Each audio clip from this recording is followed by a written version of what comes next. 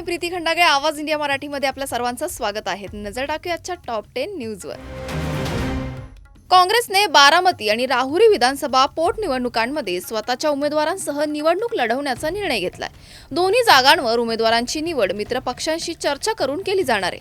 बारामतीत संभाव्य उमेदवारांची मुलाखत घेतली गेली असून राहुरीसाठी उमेदवारांची निश्चिती अंतिम टप्प्यात आहे. या निर्णयामुळे राजकीय लढती अधिक रंगतदार होण्याची शक्यता आहे. राष्ट्रवादी काँग्रेसमध्ये काल नाराजीचे संकेत दिसले. अध्यक्ष सुनेत्रा पवार दिल्ली दौऱ्यावर असताना काही वरिष्ठ नेते कार्यक्रमात उपस्थित राहिले नाहीत, ज्यामुळे लांब अंतर ठेवणं पसंत केलं असल्याचं समोर आलंय. मात्र पार्थ पवार यांनी यावर नाराजीचा आरोप निराधार असल्याचं सांगितलं आहे. नाशिक येथील भोंदू अशोक खरात प्रकरणात एसआयटीने खरातच्या मुलाला ताब्यात घेऊन चौकशी केली आहे. मुलाने धक्कादायक कबुली दिली की घरात मोठ्या प्रमाणात रोख येत होती.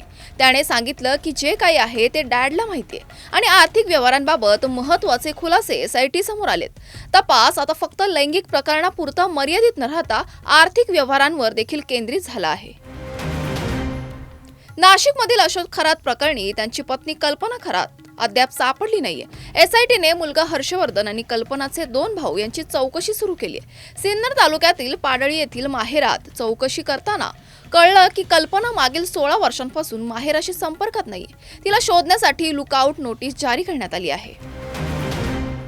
नाशिकमध्ये एका ज्येष्ठ व्यावसायिकाच्या टॅबमधील खासगी व्हिडिओ व्हायरल करण्याची धमकी देऊन 12 लाख रुपये खंडणी मागणाऱ्या 4 संशयितांना सातपूर पोलीस आणि क्राईम ब्रांच युनिट 2च्या पथकाने सापळा रचून रंगेहात पकडलंय. आरोपींनी पहिला हप्ता घेताना पोलिसांनी सिनेस्टाईल पाठलाग करून कारवाई केली आहे. बीड न्यायालयाने सतीश उर्फ खोक्या भोसले याला ढाकणे पिता पुत्र हत्येचा प्रयत्न केल्याच्या प्रकरणातून निर्दोष ठरवले. 1 वर्षापूर्वी हा गुन्हा दाखल झाल्यानंतर सतीश भोसले छत्रपती संभाजीनगर कारागृहात होता. न्यायालयीन निर्णयानंतर तो आज कारागृहातून सुटलाय. दुसऱ्या प्रकरणात बॅटने मारहाण केल्याचा त्याच्यावर गुन्हा आहे आणि तो सध्या त्या प्रकरणात जामिनावर आहे. मुंबई वाहतूक पोलिसांनी मंत्रालय आणि विधान भवन परिसरात बेकायदा लाल, निळे आणि पिवळे फ्लॅश लाईट व सायरन लावल्याविरोधात मोठी मोहीम राबवली आहे. गेल्या 2 दिवसात तब्बल 80,000 वाहनांवर कारवाई करून दिवे, सायरन जप्त केले गेलेत आणि संबंधित वाहन चालकांवर मोटार वाहन कायद्याअंतर्गत दंडात्मक कारवाई करण्यात आली आहे. पोलिसांनी सांगितलं की नियमानुसार केवळ आपत्कालीन सेवा आणि अधिकृत शासकीय वाहनांनाच अशा दिव्यांचा वापर करण्याची परवानगी आहे. नागरिकांना अशा वाहनांचा फोटो किंवा माहिती पोलिसांच्या सोशल मीडिया हँडलवर पाठवण्याचे आवाहनही करण्यात आलं आहे. महाराष्ट्र सरकारने प्रशासनात मोठा फेरबदल करत एकूण 25 IAS अधिकाऱ्यांच्या बदल्यांचे आदेश जारी केलेत. या फेरबदलात छत्रपती संभाजीनगर, कोल्हापूर, नागपूर आणि सोलापूरसह अनेक महत्त्वाच्या शहरातील जिल्हाधिकारी आणि महापालिका आयुक्तांचा समावेश आहे.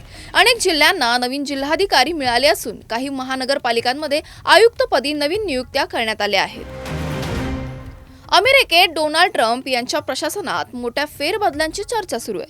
माजी अटॉर्नी जनरल पाम बोंडी यांना पदावरून हटवल्यानंतर आणि homeland security secretary Christie Noam यांची उचलबांगडी झाल्यानंतर आणखीन बदल होण्याची शक्यता वर्तवली जाते.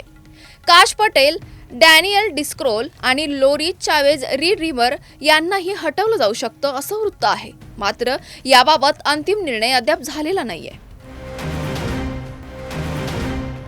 तुर्तास वेळ झाली आहे इथेच थांबण्याची. नवीन बातम्या बघण्यासाठी पाहत राहा आवाज इंडिया मराठी, शोध सत्याचा.